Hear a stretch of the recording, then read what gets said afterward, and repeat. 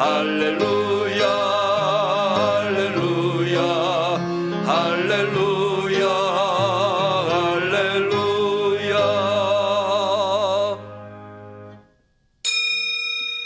하나님은 영이시니 예배하는 자가 신령과 진정으로 예배할지니라. 아멘.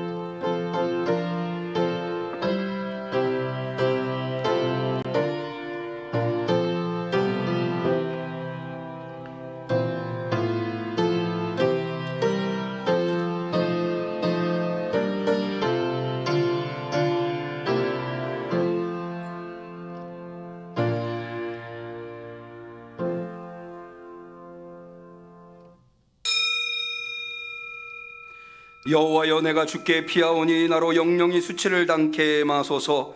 주 여호와여, 주는 나의 소망이시오 나의 어릴 때부터 의지시라. 내가 모태에서부터 주의 붙드신 바 되었으며 내 어미 배에서 주의 취하여 내신 바 되었사오니 나는 항상 주를 찬송하리이다. 아멘.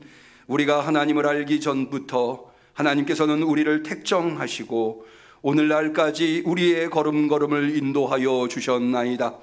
오늘 그 하나님의 놀라운 은혜에 천분지일 만분지일이라도 보답하는 마음으로 진심 어린 감사로 대면으로 비대면으로 예배하오니 우리의 예배를 연락하옵소서.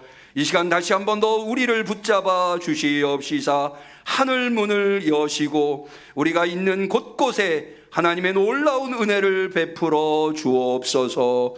예수님의 이름으로 기도 올리옵나이다. 아멘.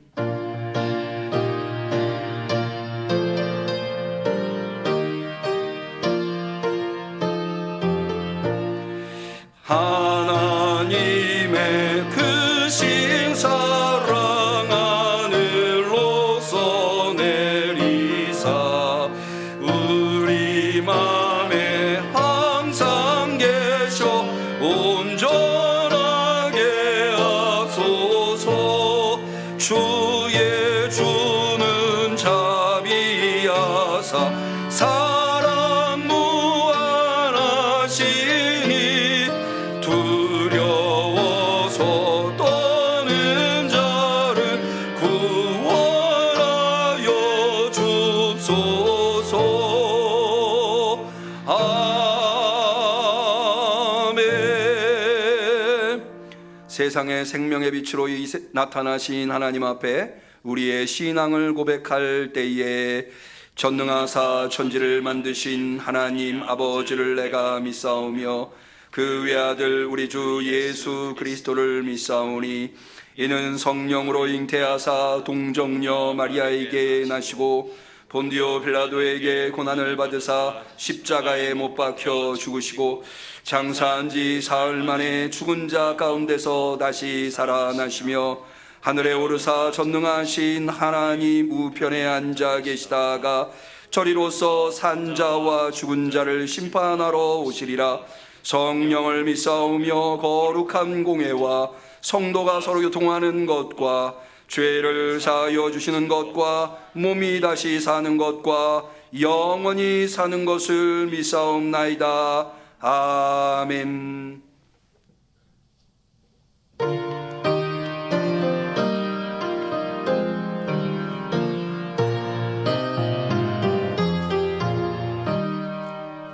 주 사랑 안에 살며 나 두려움 없으며 그 사랑 변함없어 늘 마음이 변하다.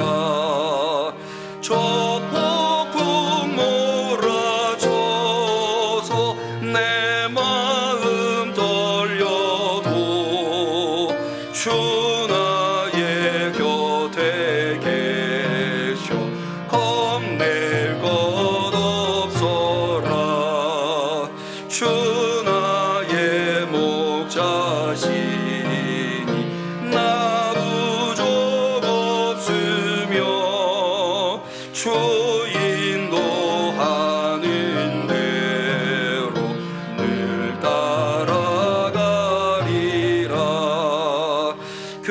지혜 나를 깨워 내 앞길 밝히니 나 주의 길을 따라 주 함께 살리라.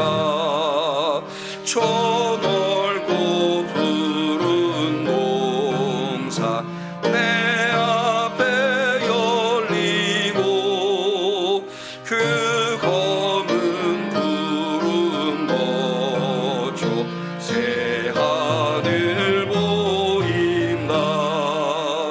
끝없는 나의 소망 저와 난 생명길 참 보배 되신 주님 늘 함께 하소서.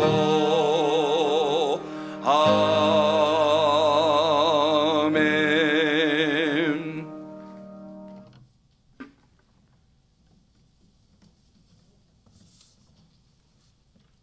기도하시겠습니다. 온 우주 만물을 창조하시고 주관하여 주시는 하나님 아버지 감사드립니다. 오늘도 복 주시마 약속하신 거룩한 주일을 허락하시고 신령과 진정으로 예배 드리게 하심을 감사드리옵나이다. 지난 한 주간도 승리하게 하시고 주님의 품 안에서 지켜주시고 인도해 주심을 감사드립니다. 하오나 코로나 오미크론이 너무나도 극성을 부리고 있는 가운데 엄청나게 많은 확진자가 발생하여 삶이 어려워지고 만남이 불가능하고 정상적인 신앙생활까지도 할 수 없게 되어가고 있사오니 하나님 아버지께서 불쌍히 여겨주시고 어서 속히 코로나 사태를 종식시켜 주시옵소서. 응암 성도님들은 기도하며 코로나를 능히 이겨낼 수 있도록 축복하여 주시옵소서.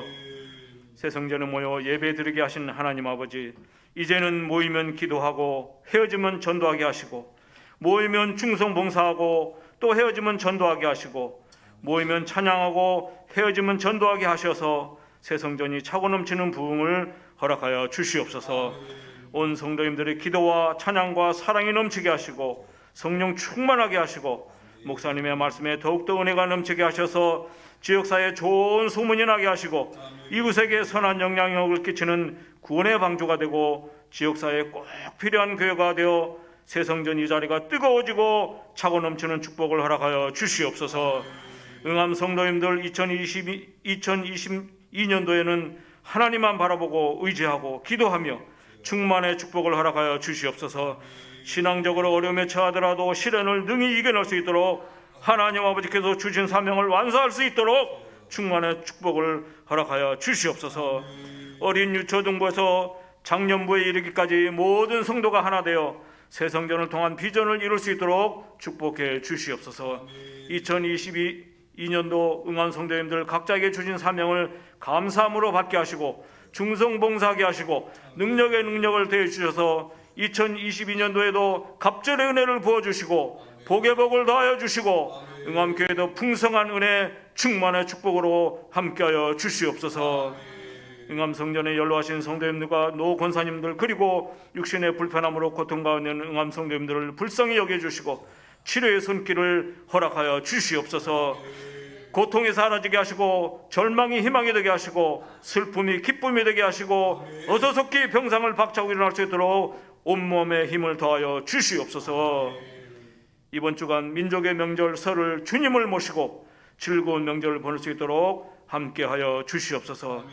아름다운 성가를 준비한 시온 찬양대를 축복해 주시고 대원 한 사람 한 사람을 기억하셔서 개인과 가정 위에 하늘의 크신 축복으로 갚아 주시옵소서.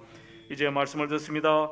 목사님께서 기도하시면서 성령의 인도하심으로 준비하신 진리의 말씀을 선포하실 때 성령께서 강권적으로 함께 하셔서 감동이 있게 하시고 아멘으로 받게 하시고 은혜 위에 은혜를 더하여 주시옵소서.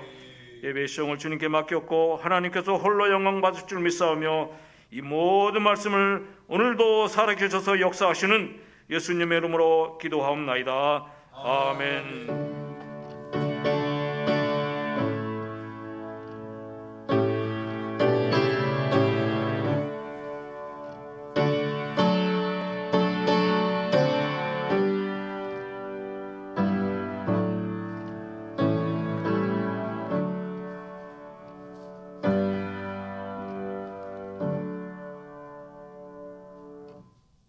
하나님께서 우리의 간절한 기도를 들어주시기를 축원합니다. 성시교독의 시간입니다. 교독문은 7번 시편 16편의 교독문이 되겠습니다.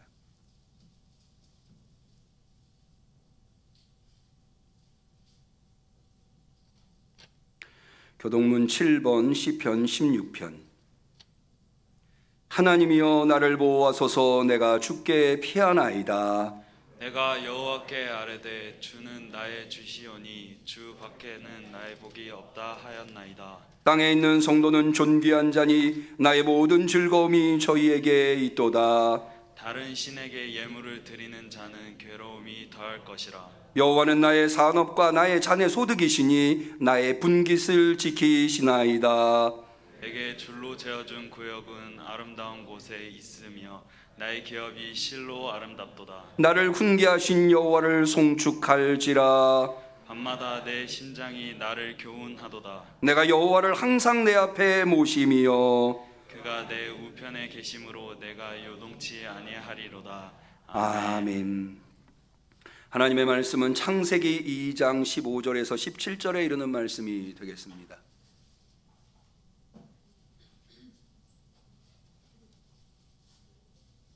주연절 후 네 번째 주일에 특별히 민족의 명절인 설을 앞두고 사모하는 심령으로 대면으로 비대면으로 주 앞에 나와 예배드리시는 우리 성도님들에게 하나님께서 꼭 필요한 말씀으로 능력의 말씀으로 주신 창세기 2장 15절에서 17절의 말씀, 사모하는 심령으로 우리 같이 소리내어서 한 목소리로 봉독하겠습니다. 여호와 하나님이 그 사람을 이끌어 에덴 동산에 두사 그것을 다스리며 지키게 하시고, 여호와 하나님이 그 사람에게 명하여 가라사대 동산 각종 나무의 실과는 내가 임의로 먹되 선악을 알게 하는 나무의 실과는 먹지 말라. 내가 먹는 날에는 정령 죽으리라 하시니라. 이는 하나님의 말씀입니다. 아멘. 시온 찬양대의 특송이 있겠습니다.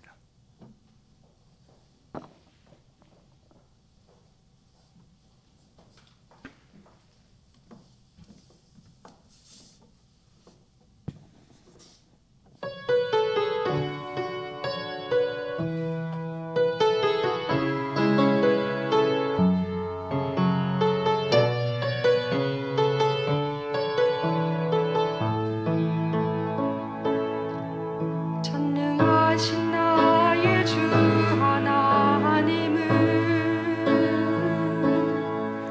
능치 못하실 일 전혀 없네. 우리의 모든 간구도 우리의 모든 생각도 우리의 모든 꿈과 모든 소망도 신실하신 나의 주 하나님은 우리의 모든 괴로움 바꿀 수 있네. 불가능한 일 행하시고 죽은 자를 일으키시니 그를 이길 자 아무도 없네. 주의 말씀을 지하여 깊은 곳에 금을 던져 오늘 그가 놀라운 일을 이루시는 것 보라. 주의 말씀을 지하여 믿음으로 금을 던져 믿는 자에겐 능치 못함 없네.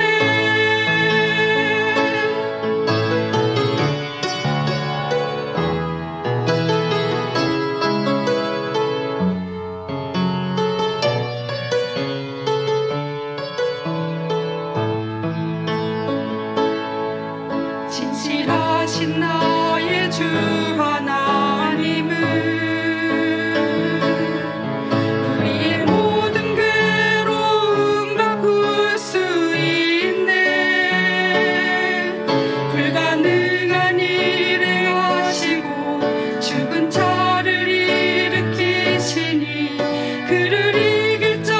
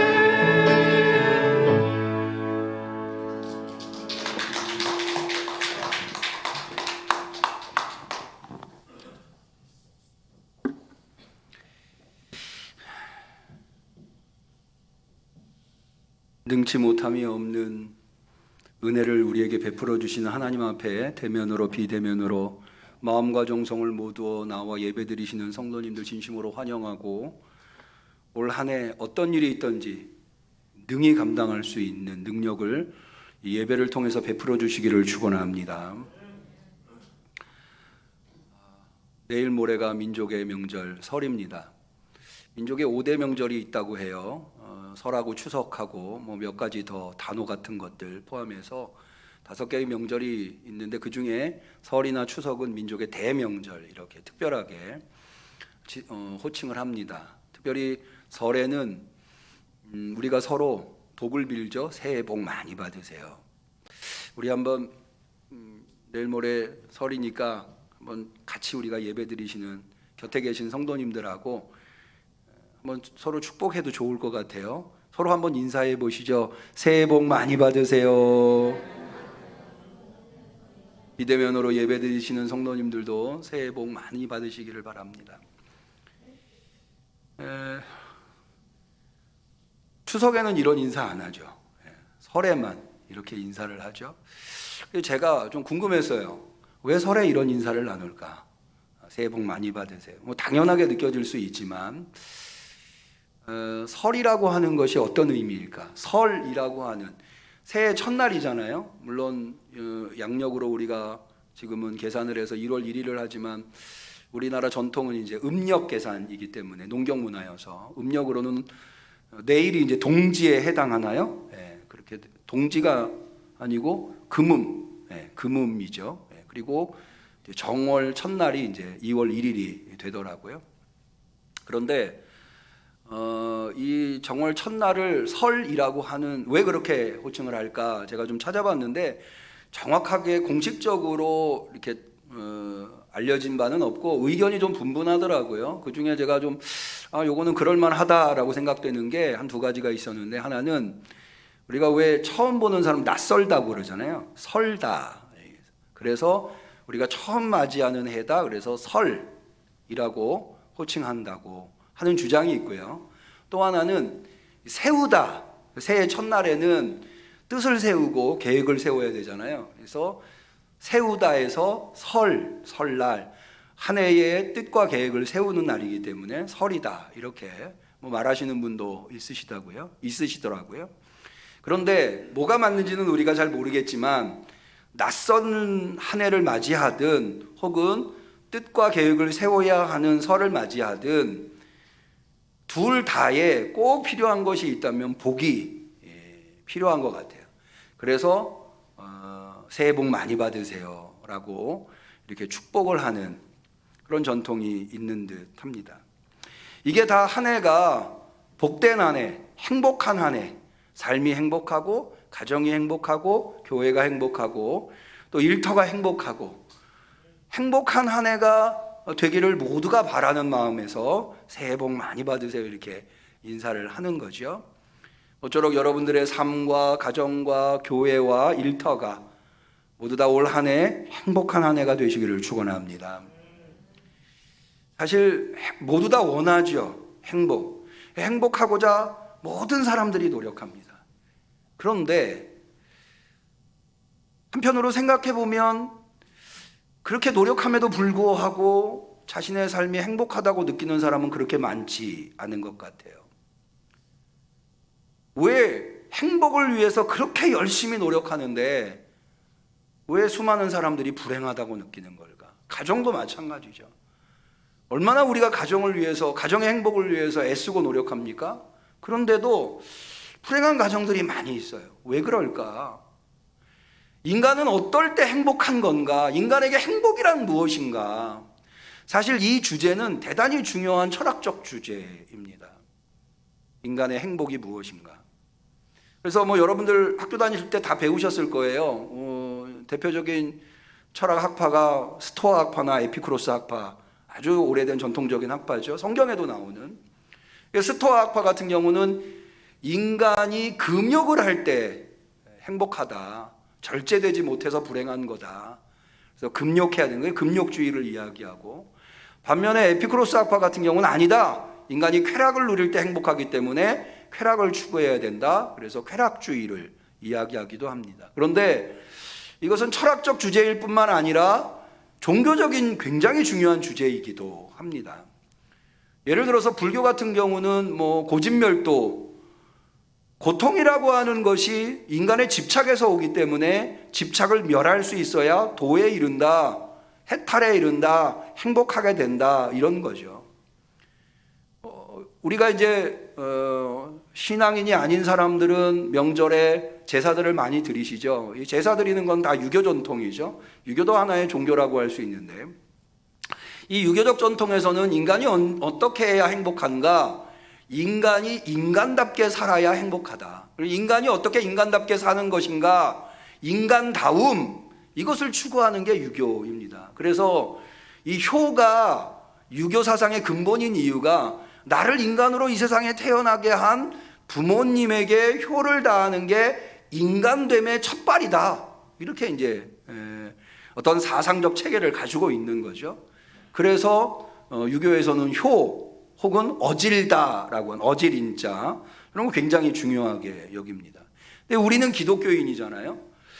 기독교인으로서 성경은, 하나님의 말씀은 인간의 행복에 대해서 뭐라고 이야기하고 있는가? 인간이 어느 때 행복한가? 인간의 행복은 무엇인가에 대해서 오늘 좀 이야기를, 설을 앞두고 새해 복 많이 받으세요, 이렇게 서로를 축복하는 이날을 앞두고 우리가 한 번 정도, 한 해가, 아니 우리 평생이 행복하려면 우리가 어떻게 해야 되는가 라고 하는 것을 만고불변의 진리인 하나님의 말씀 앞에서 우리가 배워보는 것은 뜻깊은 시간이다라고 생각해서 말씀을 준비해 보았습니다. 그 교훈을 얻을 말씀으로 저는 창세기 2장을 선택하였습니다. 사실 이 창세기 2장을 선택한 데에는 세 가지의 이유가 있습니다. 첫 번째는 뭐냐 하면, 창세기 2장에는 에덴 동산 이야기가 나오죠. 여러분, 인류 역사 속에 가장 인간이 행복했었던 때가 언제였을까요? 두말할 것 없이 에덴 동산 때 아니었을까 합니다. 그래서 에덴 동산을 우리가 낙원이라고 하죠. 에덴 동산에서 아담과 하와가 가장 행복했었던 거죠. 두 번째는, 이 창세기 2장은 인간은 어떤 존재인가, 인간의 근원에 대해서 이야기하고 있습니다. 잘 아시는 대로 인간은 하나님이 흑으로 사람을 만드시고 그 코에 생기를 불어넣으셔서 생명, 살아있는 인간이 된 거죠. 인간의 근원, 여러분, 우리는 지금 동물의 행복, 다른 것의 행복을 이야기하는 게 아니라 인간의 행복을 이야기하잖아요. 그러니까 인간의 근원이 인간이 무엇인가라고 하는 것을 아는 것도 인간의 행복을 논할 때 대단히 중요한 부분이라 할 수 있죠. 세 번째로는 이 창세기 2장의 이야기가 3장으로 이어지죠. 3장은 이른바 신락원 이야기죠. 낙원을 잃어버린 이야기. 그러니까 인간이 행복했다가 왜 불행하게 되었는가? 행복할 때의 이야기만 있는 게 아니라 창세기 2장 3장은 인간이 불행하게, 원래는 행복했는데 불행하게 된 이야기까지 다루고 있다고 하는 거죠. 그런 세 가지 측면에서 오늘 우리가 선택한 본문은 우리가 어떻게 행복할 것인가 라고 하는데 대단히 중요한 교훈들을 던져주고 있다 할 수 있습니다. 먼저 창세기 2장은 창조 이야기라고 할 수 있습니다. 아니, 목사님, 창조 이야기는 창세기 1장에 있잖아요. 물론 창세기 1장에도 창조 이야기가 있어요. 그런데 창조 이야기가 창세기 2장에도 한 번 더 나옵니다. 창세기 2장 4절을 한번 볼까요? 거기 이렇게 되어 있어요. 여호와 하나님이 천지를 창조하신 때에 천지에 창조된 대략이 이러하니라 라고 해서 다시 한 번 더 하나님이 천지를 창조하신 것에 대한 서술이 나오는 것을. 그러면 왜 창세기 1장에 있는데 2장에 또 천지 창조 이야기를 하고 있는 걸까? 이게 사실은 각각의 특징이 있습니다. 창세기 1장의 천지 창조는 하나님 입장에서 우주적 창조를 이야기합니다. 여러분 잘 아시는 대로 빛이 있으라, 궁창을 만드시고 하늘의 해달 별들을 만드시고, 이런 우주적인 천지 창조를 설명하고 있죠. 그런데 창세기 2장은 하나님 입장에서의 천지 창조가 아니라 인간적인 천지 창조, 인간의 입장에서 천지 창조가 어떻게 이루어졌는가 라고 하는 것. 소박한, 그러니까 어떻게 보면요, 창세기 2장이 우리에게는 더 가까이 와닿을 수 있어요. 우주가 어떻게 만들어졌는가를 우리의 삶 속에서 아는 것보다, 그거는 사실 우리의 삶 속에서 몰라도 우리 하는데 큰 지장은 없죠. 그런데 내가 어떻게 만들어졌고 내 가정, 내 삶, 이런 것들이 어떻게 만들어졌는가, 이 인간적인 천지창조 이야기가 어쩌면 우리에게 더 필요한 천지창조 이야기일런지 모른다는 거죠. 두 번째로는 창세기 1장에 이게 우리가 한글로 번역된 성경을 읽어서 그런데 히브리어 원어로 읽어보면 창세기 1장의 문체와 창세기 2장의 문체가 확연하게 구별이 됩니다. 창세기 1장은 선언적 천지창조예요. 그러니까 뭐냐면 빛이 있으라, 빛이 있었고 하나님이 보시기에 좋았더라, 선언적이죠.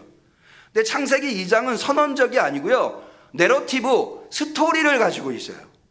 그래서 이야기체로 되어 있는 창조 이야기예요.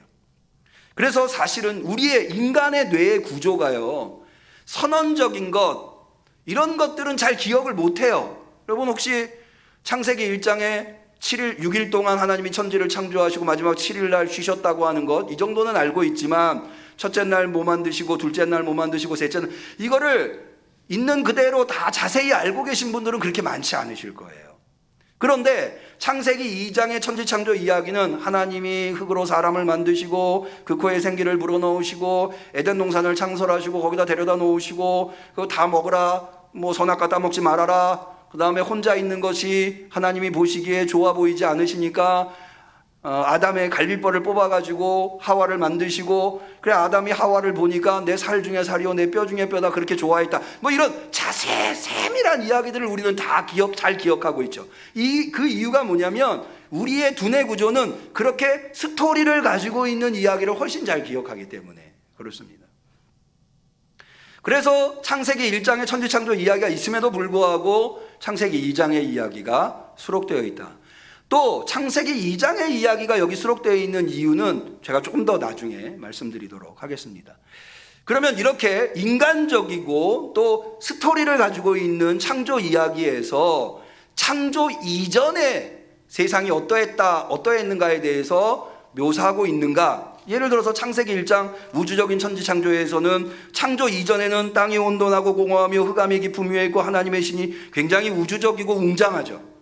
근데 창세기 2장의 창조 이야기에서는 창조 이전을 이렇게 묘사하고 있습니다. 5절을 한번 볼까요? 여호와 하나님이 땅에 비를 내리지 아니하셨고 경작할 사람도 없으므로 들에는 초목이 아직 없었고 밭에는 채소가 나지 아니하였다.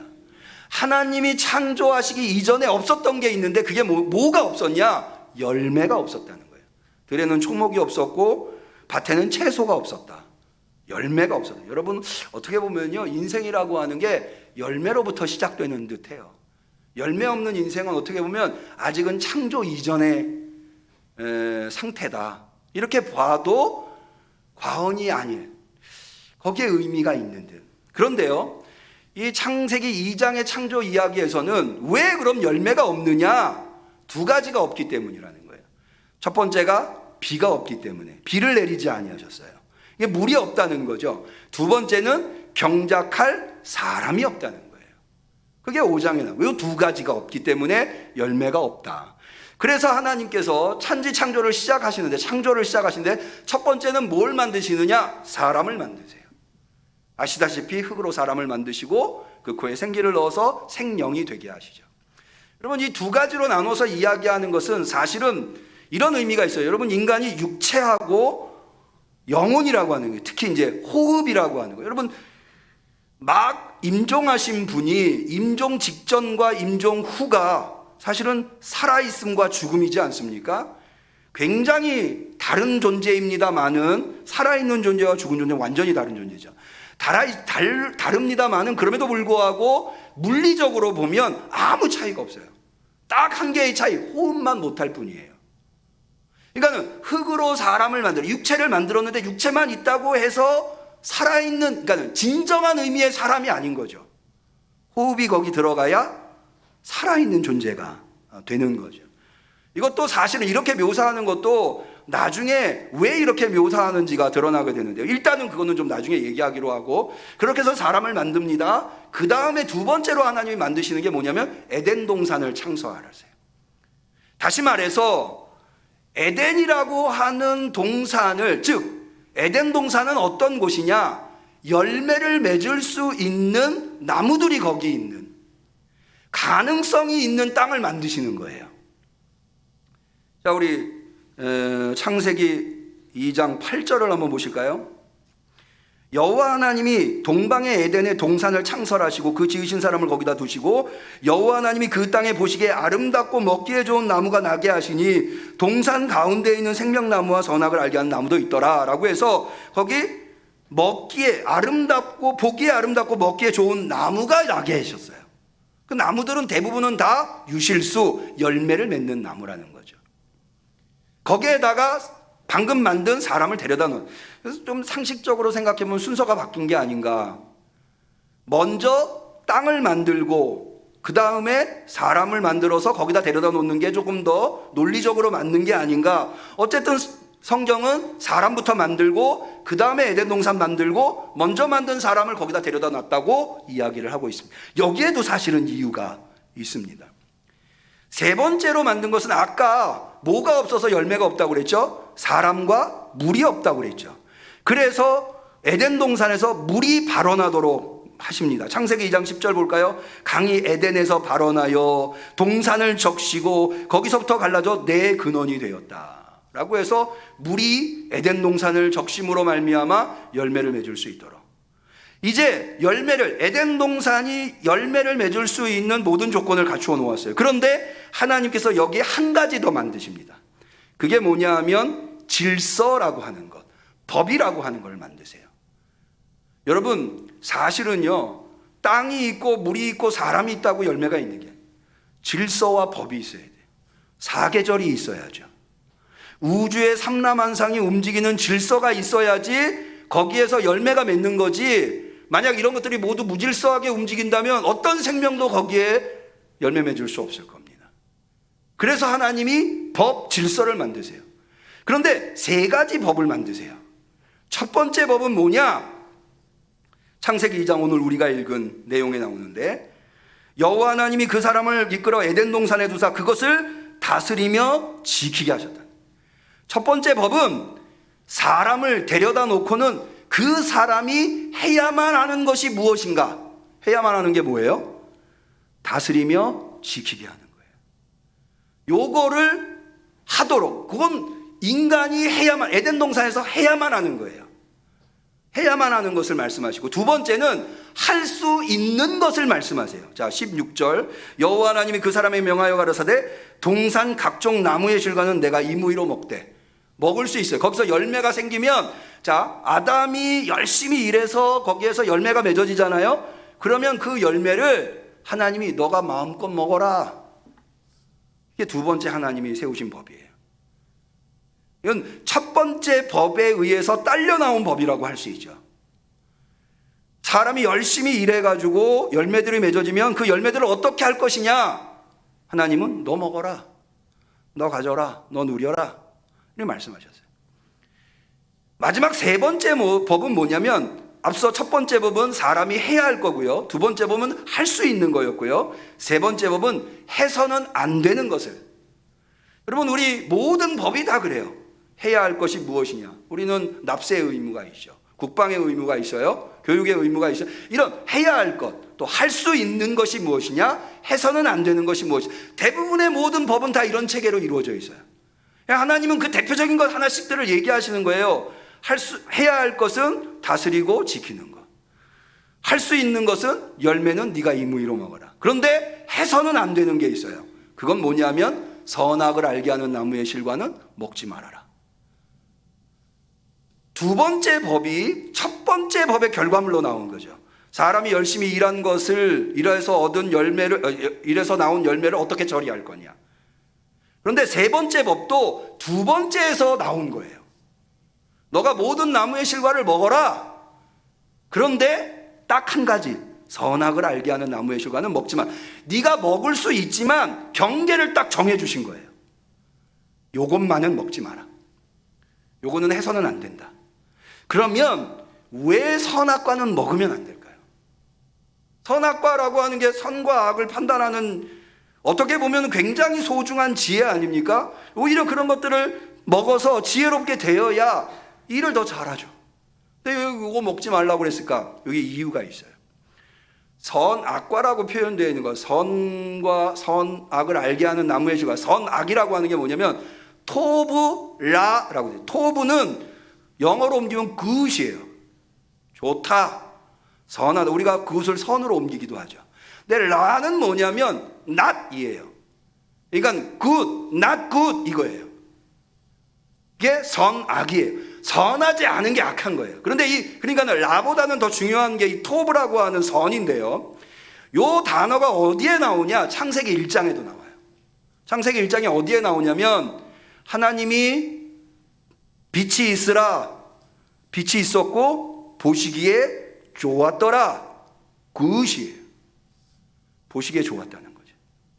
그런데 여러분이 아시다시피 창세기 1장은 계속해서 하나님이 만드시는 것을 놓고 보시기에 좋았더라, 보시기에 좋았더라. 마지막에 하나님이 인간을 만드시고 보시기에 심히 좋았더라, very good 이라고 표현하고 있는 거죠. 그러면 사실요, 하나님이 천지를 창조하셨다고 하는 것을 우리한테 교훈을 줄 때 한마디면 돼요. 하나님이 천지를 창조하셨다, 이렇게 얘기하면 그만이에요. 근데 왜 창세기 1장은 첫째 날 빛이 있으라, 둘째 날, 셋째 날 이렇게 여섯째 날까지 인간을 만들기까지 복잡한 과정을 거치는 걸까요? 그러면서 과정마다 보시기에 좋았더라, 토브 하신 걸까요? 여기에 담겨있는 의미는 뭐냐면 하나님이 천지를 만드실 때 아무렇게나 만든 게 아니라 하나님이 설계도를 가지고 하나님의 질서와 법을 가지고 그걸 만들었다는 거예요. 그래서 사실은요, 창세기 1장이 우리한테 얘기해 주는 거는 무에서 유를 창조했다고 하는 것, 뭐 없었던 태양이 만들어지고 없었던 별이 만들어지고 없었던 물이 만들어지고 없었던 물고기가 만들어지고 나무가 만들어지고 이것도 중요하지만 그거보다 더 중요한 건 뭐냐면 그런 것들이 어떻게 존재할 수 있는가에 대한 질서를 하나님이 세우신 것. 그게 사실은 굉장히 중요해요. 그래서 그 설계도대로 하나님이 빛을 만드시고 설계도대로 잘 만들어진 거예요. 보시기에 좋은 거죠. 질서를 세우신 그분이 보시기에 좋은 거예요. 요걸 이해하는 게 대단히 중요해요. 여러분, 태양은 하나님이 태양에게 주신 질서가 있어요. 지구는 지구에게 주신 질서가 있어요. 바다와 땅은 바다와 땅에 주신 질서가 있어요. 너 바다는 땅 위로 넘어서지 말아라. 제가요, 군 생활을 22사에서 했어요. 속초 바다 경계, 요번에 왜 얼마 전에 월북하신 어떤 분 때문에 어떻게 그 높은 철책을 뛰어넘었는지, 그게 사실은 22사 제가 군 생활했던 데서 나온대. 근데 그 바다 근무 경계를 쓰는데요, 바다 보초를 쓸 때요 간혹 두려움을 느껴요. 정말 바다가 육지보다 높아요. 한번 여러분 동해 같은 데 가시면 이렇게 한번 바다를 바라보고 서보세요. 지평선이 훨씬 높이 있어요. 가만 서서 거기서 밀려오는 파도를 보면 저 파도가 나를 덮칠 것만 같아요. 그걸 많이 느껴요. 그런데 덮칠지 않아요. 왜요? 하나님이 너 땅의 경계를 넘어오지 말아라, 바다한테 그렇게 명하셨거든요. 그게 느껴져요, 바다 경계를 서다 보면. 그런데요, 모든 우주 삼라만상은 다 이 질서 안에 있는 거예요. 오늘날까지 천지 창조 이후에 이 질서를 어긴 존재가 없어요. 어기면 안 돼요. 그러면 창조의 질서가 무너져서 창조 세계가 없어져 버려요. 인간에게도 경계를 주셨어요. 그게 뭐예요? 선악과 따먹지 말아라. 그것은 뭐냐면 이 질서를 하나님이 세우셨고 넌 인간이기 때문에 그것을 어겨서는 안 된다. 하나님이 인간에게 해야 할 것이 인간에게 명하신 것이 뭐였죠? 다스리고 지켜라는 거예요. 이거 해야만 해요. 아, 왜 나만 이런 일 해야 돼? 이래서는 안 된다는 거예요. 하나님이 정해주신 법이 있으니까 넌 그거 해야 된다는 거예요. 그 질서, 그거를 지키라는 거죠. 그러니까 선악과를 따먹었다고 하는 것은 무슨 의미예요? 나 그 질서 안 지키겠다 라고 하는 의미가 되는 거예요. 좀 더 설명을 해보죠. 여러분, 이 이야기를 통해서 우리가 세 가지를 알 수 있는데, 첫 번째, 인간은 어떤 존재인가? 인간은 하나님이 창조하신 존재예요. 그 이야기는 뭘 의미하냐면 인간의 소유권이 누구에게 있다는 거예요? 하나님에게 있다는 거예요. 여러분 그렇게 고백하실 수 있기를 축원합니다. 그러면 하나님이 인간을 왜 창조하셨어요? 답은 명백해요. 이 이야기 안에서 답은 명백해요. 그게 뭐냐면 일 시키려고. 무슨 일? 열매 맺는 일 시키려고. 일 시키려고. 여러분 바로 철학이나 다른 종교가 결국에 행복하지 못한 이유가 여기 있어요. 인간이 행복하려고 태어났다. 인간의 삶의 목적이 행복이다. 아니에요. 성경은 인간의 존재의 목적이 행복에 있다고 얘기하지 않아요.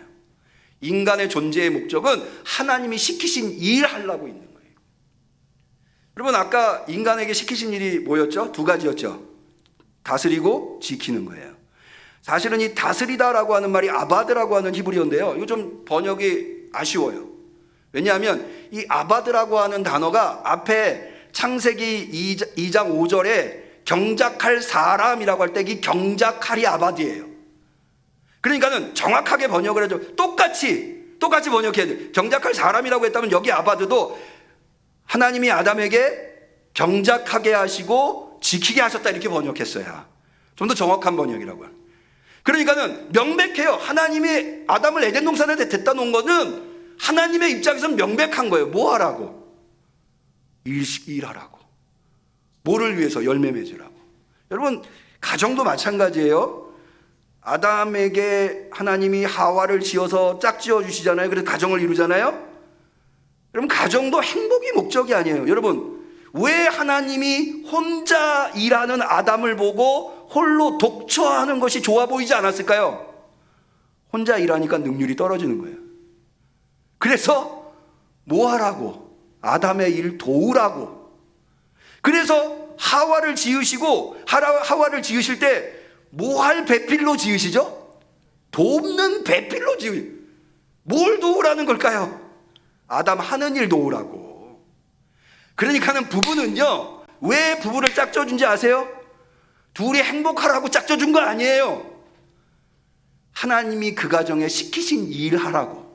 둘이 힘 합쳐서, 남자는 남자로서 여자는 여자로서의 힘을 합쳐서 일하라고.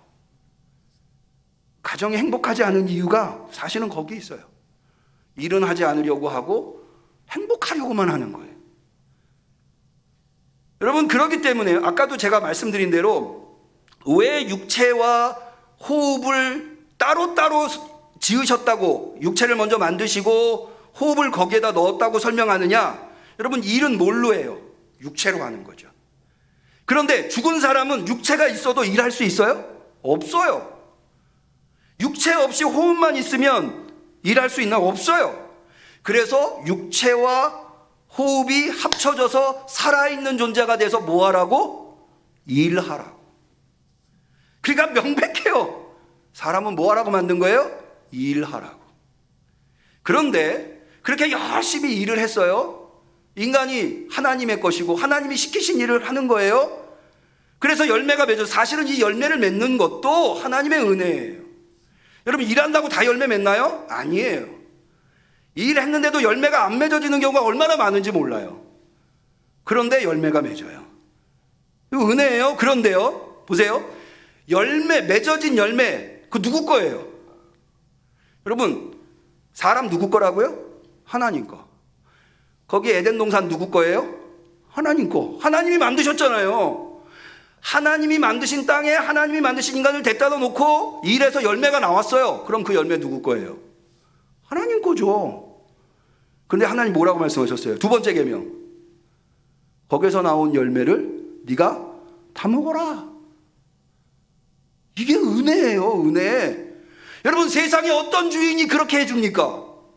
아무도 그렇게 안 해줘요. 하나님이니까 해주시는 거예요. 이게 은혜인 거예요, 은혜. 여러분 행복이 뭔지 아세요? 자기가 열심히 일해서 나온 열매를 자기가 누릴 때 인간은 진정한 행복을 느끼는 거예요. 여러분 어떤 사람들은요 복을요 일하지 않았는데도 열매가 많아져서 그 일하지 않아도 얻은 열매를 내가 마음껏 누리는 것을 복이라고 생각하는 사람이 있어요. 야, 저 사람 참 운 좋은 사람이다, 복된 사람, 이렇게 아니에요. 진짜 복은요, 내가 땀 흘리고 노력하고 피 흘리고 눈물 흘려서 열매가 맺어졌는데 그 열매를 내가 누릴 때, 그게 진짜 행복이에요. 제가 예전에도 한번 이 말씀 드린 것 같은데, 제가 좀 저녁 늦게 저녁 식사를 하러 식당에 들어갔어요. 근데 좀 10시가 넘었어요. 식당이 끝나야 되는데 제가 밥이 되냐고 해서 주문해서 식사를 하는데 주인이신 것 같아요. 돈통을 옆에다 두고 하루 종일 일해서 번 돈을 세시는 것 같아요. 그런데 아마 손님이 그날 많이 들었나 봐요. 지폐가 이렇게 두툼해요. 근데 저는요, 그 지폐를 세는 그 사장님의 얼굴을 지금도 잊을 수가 없어요. 그렇게 행복해 보이는 얼굴은 본 적이 없어요. 하루 종일 아마 자리에 앉지도 못하고 일했을 거예요. 설거지하고 음식 만들고 음식 내놓고 손님 대접하고. 그런 얼마나 만신창이가 되도록 피곤했겠어요. 밤 10시가 넘었는데 얼마나 삭신이 쑤시고 온몸이 피곤했겠어요. 근데 저는 한 번도 그런 순간에 수입을 세면서 피곤하다, 이거 너무 지겹다, 이거 꼭 내가 세야 되나, 다음에 하면 안 되나, 이런 사람 본 적 없어요. 또 행복한 사람을 봤어요. 언제 행복한 얼굴을 봤냐면, 손주를 안고 있는 할아버지 할머니, 어린 손주가 눈앞에서 재롱 피울 때 그것을 지켜보고 있는 할아버지 할머니의 얼굴. 왜? 내 자식이 낳은 자식이 내 앞에서 재롱을 피우는데 왜 행복하지 않겠어요? 이게 행복이에요. 근데 자꾸 사람들은 다른 데서 행복을 찾아 일하지 않고 행복을 하려고 그래요. 여러분, 인간의 지혜를, 고대로부터 이어온 지혜를 담아놓은 지혜서가 구약에 3권이 있죠. 그 중에 전도서라고 하는 책이 있어요. 전도서 3장 12절에 이렇게 되어 있어요. 들어보세요. 사람이 사는 동안에 기뻐하며 선을 행하는 것보다 나은 것이 없는 줄을 내가 알았고. 사람이 사는 동안에 뭐가 나냐? 기뻐하면서 선을 행하는 거예요. 그리고 거기에 더하기, 사람마다 먹고 마시는 것과 수고함으로 낙을 누리는 것이 하나님의 선물인 줄을 또한 알았도다. 여러분, 전도서를 읽어보면 이 대목이 왜 중요한지를 알아요. 전도서는 딱 펼치자마자 뭐라고 돼? 헛되고 헛되고 헛되며 헛되고 헛되고 헛되고. 심지어 성경은 전도서는 뭐라고까지 얘기하냐면요, 공부하는 것도 헛되다고 얘기를 해요. 그런데 인생이 모두 다 헛된데 뭐만 하나님이 주시는 선물이냐? 열심히 수고하여 낙을 누리는 것. 그런 낙이 여러분들에게 있으시기를 축원합니다. 그게 하나님의 선물이라는 거예요.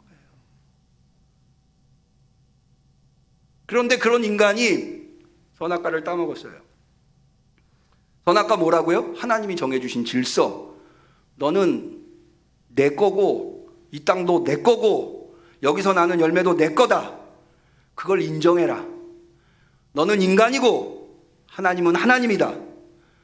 너는 하나님이 시키신 일을 해야 할 존재다 라고 하는 것을 인정하는 것. 그게 사실은 선악과예요. 그런데 그걸 인정 못하겠다는 거예요. 하나님을 하나님으로 인정 못하겠다는 거예요. 여러분, 선악과를 따먹을 때 누가 유혹하죠? 뱀이 유혹하죠. 뱀이 뭐라고 유혹합니까? 여러분 잘 아시죠? 뱀이 창세기 3장 23절, 창세기 3장 23절이 아니고 창세기 3장 5절, 너희가 그것을 먹는 날에는 너희 눈이 밝아 하나님과 같이 되어. 인간은 절대 하나님이 될 수 없어요. 하나님이 정해주신 질서예요. 그런데 인간이 하나님처럼 되려고 하는 그건 뭐예요? 하나님을 하나님으로 인정하지 않겠다는 거거든요. 여러분 보세요. 여러분이 주인, 여러분한테 노예가 있어요. 여러분이 가지고 있는 땅이 있어요. 그 노예한테 그 땅에서 일하라고 그랬어요. 근데 여러분이 아주 좋은 주인이에요.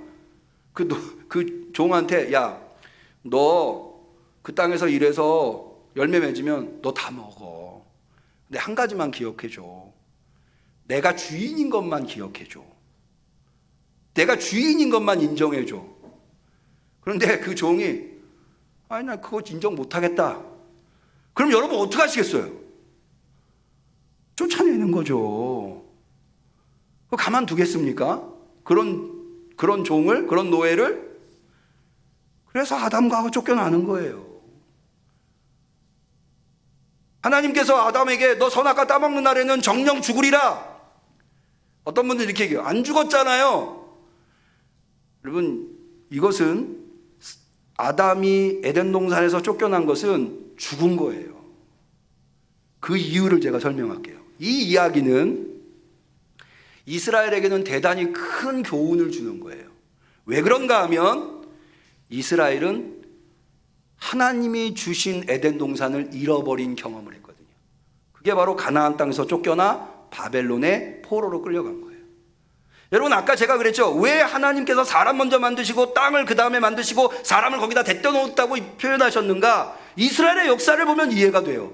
이스라엘의 역사를 통해서 하나님이 먼저 이스라엘을 구원하셨죠. 애굽으로부터 노예 생활하고 있었어요. 살아있지만 죽으니만 못한 삶을 살고 있었어요. 그런 사람들을 구원하셨어요. 그리고 가나안 땅에다 데려다 놓으셨어요. 그래서 그 사람들이 가나안 땅에서 온갖 좋은 것들을 누렸어요. 근데 그들이 뭐 했어요? 하나님을 인정하지 않았어요. 우상 숭배했어요. 하나님의 말씀에 불순종했어요. 어떻게 돼요? 땅을 빼앗기고 쫓겨나는 거예요. 그래서 바벨론의 노예로 간 거예요. 원래 노예였는데 하나님이 살리셔서 가나안 땅에 온갖 좋은 것들을 누리게 했는데 거기서 하나님을 인정하지 않으니까 쫓겨났어요. 그래서 다시 노예 생활을 한 거예요. 죽었던 삶을, 죽었던 것을 재현하고 있는 거죠. 죽은 거예요.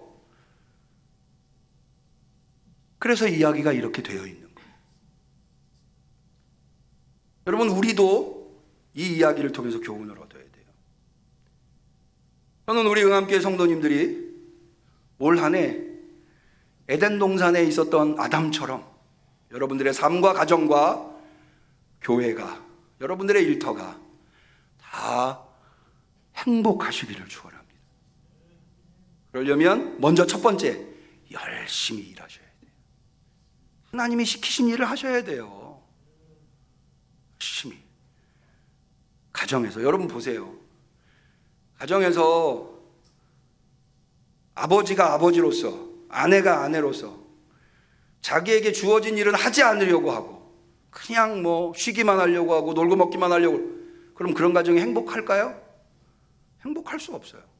정말 행복하려면 어떤 가정이 되어야 할까요? 아버지는 아버지로서, 어머니는 어머니로서, 자녀는 자녀로서의 맡겨진 일을 열심히 할 때 그 가정이 화목하고 행복한 거예요. 하나님이 정해주신 경계선 지키면서, 하나님을 하나님으로 인정하면서, 하나님을 하나님으로 인정해야 경계선이 지켜지죠. 교회도 마찬가지예요. 여러분 교회 생활이 행복하십니까? 아멘들을. 왜 행복하지 않을까? 만약 우리 중에 내가 신앙생활, 교회 생활이 행복하지 않다면 왜 행복하지 않을까? 어쩌면 교회 안에서 일하지 않고 그냥 왔다 갔다. 분명히 하나님께서 여러분들을 응암교회에 보내주신 목적과 이유가 있을 거예요. 여러분, 이 응암교회가 여러분들에게 에덴 동산임을 믿으시기를 바라요. 근데 그냥 에덴 동산은 만들어지는 게 아니에요. 아담이 거기서 일해야 되는 거예요. 그래서 여기 열매가 맺혀지잖아요. 하나님 뭐라고 얘기하세요? 너 그거 다 먹어라. 내가 하나님인 것만을 인정해라. 저는 이것이 아주 중요한 교훈을 주고 있다고 생각하는데 두 가지 측면에서. 첫 번째가 주일 성수 주일이에요. 하나님이 우리한테 7일을 주셨어요. 내가 너한테 7일 줄게. 근데 그게 내 거라고 하는 거, 7일이 내 거였고 너도 내 거라고 하는 것을 인정하는 의미에서 하루만 거룩하게 지켜. 하나님 앞에 나와 예배해. 그럼 내가 6일은 너가 누릴 수 있도록 해줄게. 얼마나 놀라운 은혜예요. 11조도 마찬가지예요. 하나님이 우리한테 열을 주셨어요. 근데 그 열이 다 하나님 거예요, 원래. 그런데 하나님이 이렇게 말씀하세요. 그 중에 하나만 나한테 줘. 근데 사실은 하나님이 가지려고 그러는 거 아니에요. 여러분, 선악과 왜 따먹지 말라고 그랬을까요? 하나님 가지려고? 아니에요. 그렇게 하나님을 하나님으로 인정하고 하나를 드리면 하나님 뭐라고 말씀하세요? 9은 네가 마음껏 누려. 이게 11조의 원리예요. 어떤 주인이 이렇게 합니까? 그걸 인정하지 않으니까. 11조 해보신 분 아세요. 11조 했다고 부족하지 않고요, 11조 안 했다고 넉넉하지 않아요. 하나님이 11조를 하게 해주세요. 힘주시고 능력 주세요. 11조 하는 분 중에 넉넉해서 하는 분은 아무도 없어요. 저희 어머님 여기 계시지만 어머님이 그래, 11조는 9 쓰고 남은 거 내는 거 아니고 처음에 하나 떼고 뭐 첫 번째를 드리고 나머지 9을 가지고 쓰는 거다. 이게 11조의 원리예요. 그런데 이 하나님을 하나님으로 인정하지 않고, 내가 하나님의 것이라고 하는 걸 인정하지 않고, 내가 내 멋대로 살려고 하고 내가 얻은 거 내가 다 누리겠다고 하니까 어떻게 돼요? 아담이 에덴 동산에서 쫓겨나는 거예요.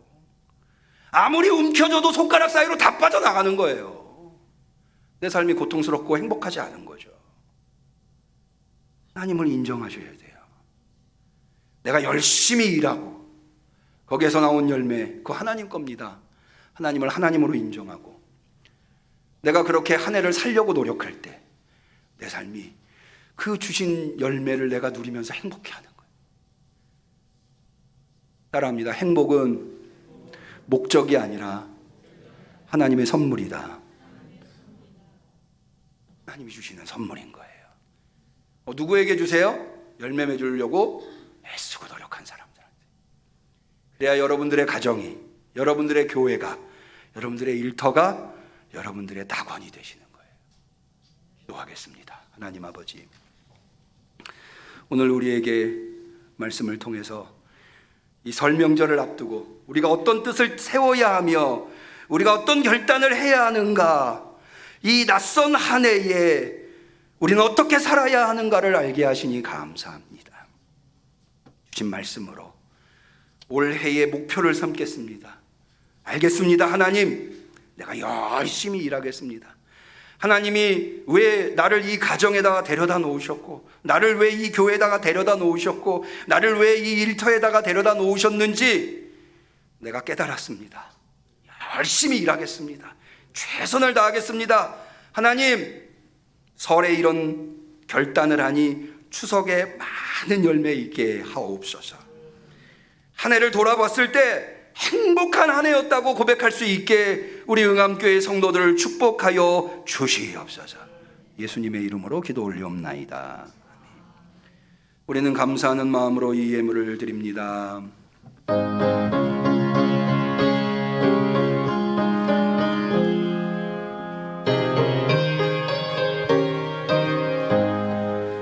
고난 내 영혼 편히 쉴 곳과 풍랑이 허도 안전한 보고 폭풍까지도 다스리시는 주의 영원한 팔 의지에 주의 영원하신 팔 함께 하사 항상 나를 붙드시니 어느 곳에 가든지 요동하지 않는 주의 팔을 의지함이라. 능치 못한 것 주께 없음 나의 일생을 주께 맡김 나의 모든 짐 대신 지시는 주의 영원한 팔 의지에 주의 영원하신 팔 함께 하사 항상 나를 붙드시니 어느 곳에 가든지 요동하지 않은 주의 팔을 의지함이라.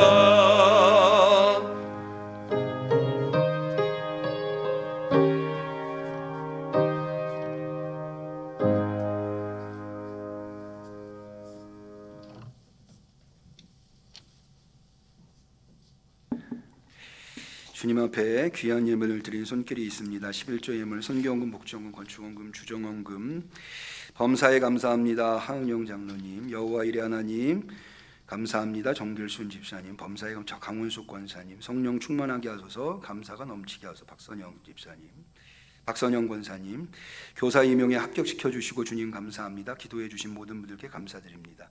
김이삭 성도님, 이게 참 중요한 감사인데요. 물론 다 감사가 중요하지만 우리 김인삭 청년이 시각장애를 가지고 있는데 맹아학교, 종로에 가면 맹아학교가 있는데 거기 교사 임용에 지원을 했어요. 거기 교사들은 특별 채용으로 하지 이렇게 공식적으로 채용 공고를 내서 채용되는 경우는 거의 없다 하더라고요. 근데 시각장애 아이들을 가르치는 맹아학교에 시각장애 선생님이 지원을 해서 시험에 합격 테스트를 거쳐서 경쟁해서 테스트를 거쳐서 임용이 된 거예요. 이건 처음 있는 일이라 하더라고요. 저는 이게 굉장히 소중한 게 그 아이들한테 시각장애를 가지고 있으니까 많이 인생의 한계를 느낄 거 아니에요. 그런데 그것을 극복하고 교사가 됐다고 하는 것. 그것은 우리 김인삭 청년이 그 자리에 있는 것만으로도 아이에게 소망이 될 거다. 비전이 될 거다. 일부 예배를 드리고 가셨는데요. 제가 간절하게 기도해 드렸어요. 하나님이 세우셨으니 감당할 수 있는 능력도 하나님이 주세요. 여러분께서 제가 이게 좀 긴 설명을 드리는 이유는 기도해 주시라고 잘 감당할 수. 기독교 신앙의 선생님이니까 아이들한테 신앙적으로도 귀감이 될 수 있게 잘 해주셔야 되겠습니다. 기억하시고 기도해 주시면 감사하겠습니다. 이완순 집사님, 김은정 성도님, 김태영 김사랑 어린이, 하나님 아버지 범사에 감사드립니다. 안진숙 성도님 감사 예물 드렸습니다. 이명원 화신종합건설 감사 예물 드렸습니다. 요 감사도 제가 잠깐만 설명할게요. 이분이 누구시냐면 우리 교회에서 나가시면 왼쪽에 지금 한참 공사하고 있는 건물이 있어요. 근데 우리 교회가 건축할 때도 그랬습니다만은 화장실이 없고 여기가 이제 그 아이들 통학로기 때문에 차를 댈 수가 없어요. 그래서 많이 어려웠는데 우리 교회가 이 지역에 꼭 필요한 교회가 되고 싶어서 화장실도 교회 밖에다 내놓고 평소에는 예배가 없을 때는 주차장도 오픈을 했어요. 거기서 잘 이용을 한 거예요. 그래서 감사하다고 지난 주간에 여기 현장 소장님이 저를 찾아오셔서 감사헌금을 하셨어요. 감사를 했다는 것이, 그러니까 우리 교회가 이런 역할을 했다고 하는 것이 저는 너무 감사하더라고요. 앞으로도 이 지역에 꼭 필요한 교회가 되어서 주변에 있는 분들이, 이웃들이 우리 교회를 칭찬할 수 있도록 우리 함께 같이 만들어갔으면 좋겠습니다. 기도 올리시겠습니다. 만복의 근원이 되신 여호와 아버지 하나님, 이렇게 설 명절을 앞두고 몸과 마음이 분주함에도 불구하고 우리의 주인이 하나님이시기에, 우리의 모든 것이 하나님으로부터 왔기에 성수주일하면서 주 앞에 나왔습니다. 또한 뿐만 아니라 주님을 주님으로 인정하면서 주께 귀한 예물 구별하여 드렸나이다. 아시죠? 넉넉해서 드린 것 아니고 부족하지만 모자라지만 하나님이 주셨다고 하는 것을 고백하면서 드린 것입니다. 여기에 저들의 사랑이 담겨 있습니다. 주님을 위해서 얼마나, 주님을 향한 사랑이 얼마나 간절한지 주님 헤아려 주시옵소서. 그리하여서 이 예물을 귀하게 사용하여 주시옵시고, 우리 교회가 정말 이 지역에서 꼭 필요한, 교회 밖에 있는 사람들이 더 칭찬할 수 있는 그런 교회가 되게 하여 주옵소서. 뿐만 아니라 주님, 이 예물 드린 손길 복으로 채우고 채우시고 채워주시옵소서. 그리하여서 제 것이라고 움켜쥐며 사는 사람들한테 그게 아니다, 다 하나님 거다, 우리는 그렇게 산다, 그래서 그분들이 하시는 일이 형통하여 움켜쥐고 사는 사람들에게 귀감이 되게 하여 주옵소서. 주님, 여기에는 하나님에 대한 사랑만 있는 것이 아니라 또한 하나님께 올리는 기도가 있습니다. 주님, 그 기도도 헤아려 주옵소서. 주님, 우리가 연약하고 어리석어 지금 내게 꼭 필요한 것이 무엇인지 잘 몰라 잘못 구하는 것들이 있을 수 있습니다. 그러나 주님께서 우리로 기도하게 하신 것은 우리의 기도에 크게 응답해 주시려고, 너는 내게 부르짖으라 내가 내게 응답하겠고 내가 알지 못하는 크고 비밀한 일을 보이리라, 주님 약속하셨사오니 우리가 구한 것 이상의 것을 더하여 주시옵소서. 그래서 이 기도 제목이 간증거리가 되게 하여 주옵소서. 대면으로 예배드리는 성도들뿐만 아니라 비대면으로 예배드리는 성도들도 정성껏 주님 앞에 예물 올려드리고 있습니다. 주님, 그들도 헤아려 주시옵소서. 이런저런 사정에 의해서 대면에 나와 예배드릴 수는 없지만 그들이 하나님을 향한 간절함은 누구 못지 않습니다. 그들에게도 동일한 은혜를 베풀어 주시옵소서. 주님, 내일 모레가 설입니다. 명절을 앞두고 우리 마음에 간절한 기도 제목이 있습니다. 주님, 올해는 우리 응암교회 성도들 다 가정이 화목할 수 있게 하여 주옵소서. 건강해야 되겠습니다. 건강해야 주의 일을 하지 않겠습니까? 주님, 건강을 허락하여 주시옵소서. 그러나 무엇보다도 주님, 아직도 예수님을 그리스도로 영접하지 않은 우리 가족들이 있다면, 부모님들이 있다면, 자녀들이 있다면, 형제들이 있다면 주님, 올해는 꼭 영접하여 그리스도인 하나님의 자녀가 되게 하여 주옵소서. 명절을 만나 가족을 만날 때마다 이런 기도 제목이 우리 안에 있습니다.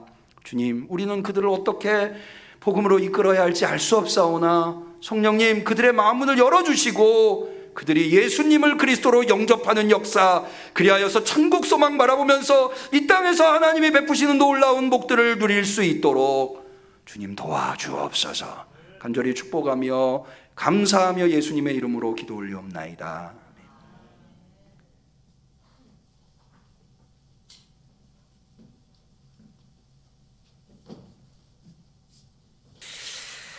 오늘은 참으로 귀한 날입니다. 하나님께서 우리 응암교회에 귀한 새 가족을 보내주셨습니다.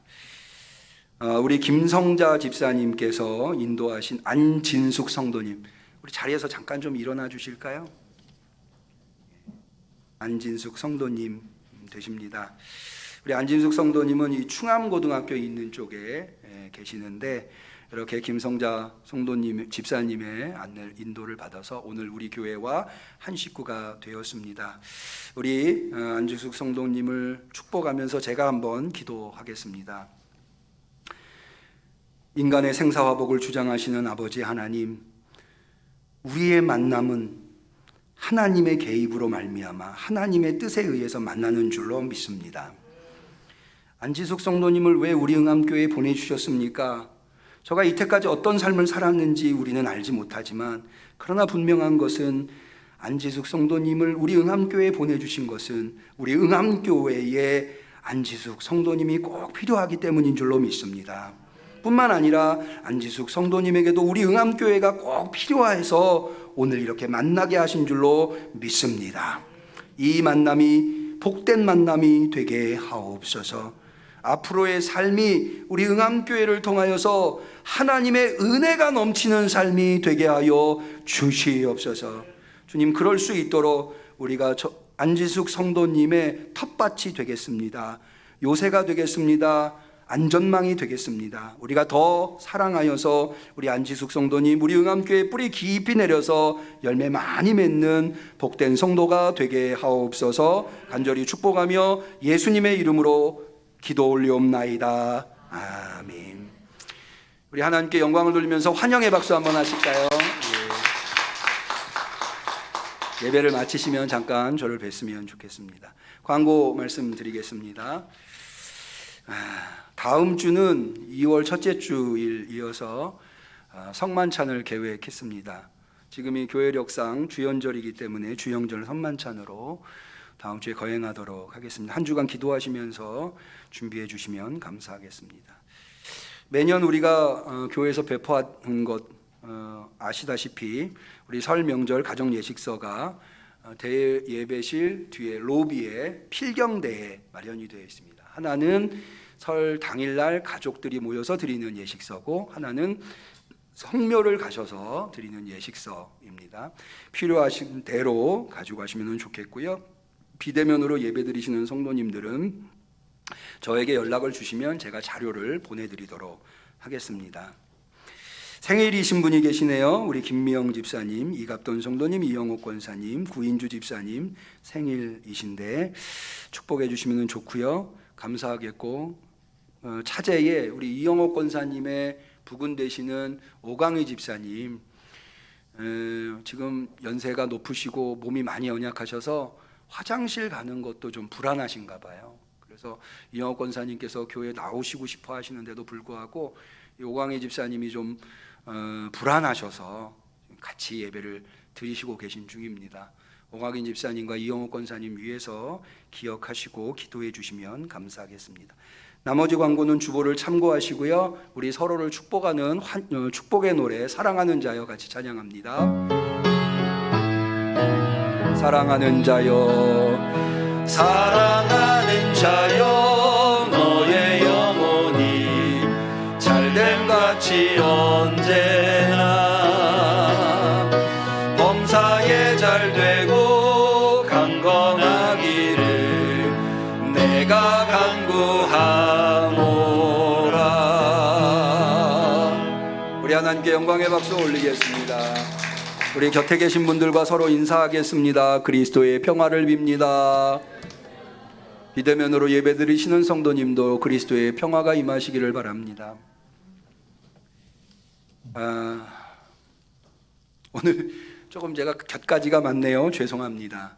지난주에 저희 교회에서 예배드린 청소년 학생 중에 코로나 확진자가 발생했습니다. 처음 이번에 교회에서 발생한 건 아니고요. 이 학생이 학원에 갔다가 거기 확진자와 접촉한 후에 모르고 교회에 왔다가 예배를 드리고 돌아가서 코로나 검사를 받았는데 확진이 돼서, 그래서 지난주에 보건소에서 와서 다 검사를 했고요. 그리고 방역도 다 했는데 제가 이 말씀 드리는 이유는 교회가 그렇다고 해서 뭐 폐쇄가 되거나 그런 거, 왜냐하면 우리가 방역 수칙을 잘 지켰기 때문입니다.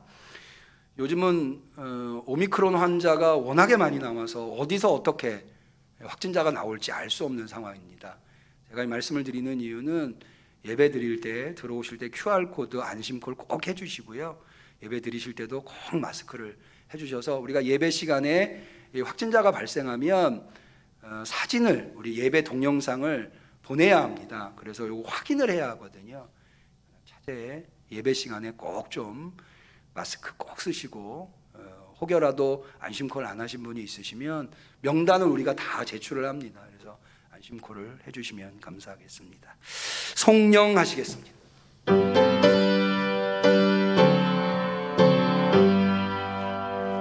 찬양 성부 성자 성령 삼위일체 신께 영세 무궁하기까지 영광을 돌리세, 영광을 돌리세. 이제는 이 땅에 오셔서 핏방울을 흘리시기까지 십자가 위에서 주님이 맡겨주신, 하나님이 맡겨주신 일, 그리스도로서의 사명, 그 사명을 온전히 감당하셔서 온 인류를 구원하시는 열매를 만들어내신 예수 그리스도의 은혜와 하나님 아버지의 사랑과 성령님의 교통하심, 충만하심, 역사하심이 그 예수 그리스도를 본받아 하나님의 뜻을 받들어 우리에게 주어진 삶과 가정과 교회와 생업에서 열심히 일하여 올 한 해 많은 열매를 맺고 영광을 올려드리겠다고 결단하는 우리 성도들 머리머리 위에, 우리 응암교회 위에 지금부터 영원까지 함께 하시기를 간절히 축원하옵나이다. 아멘.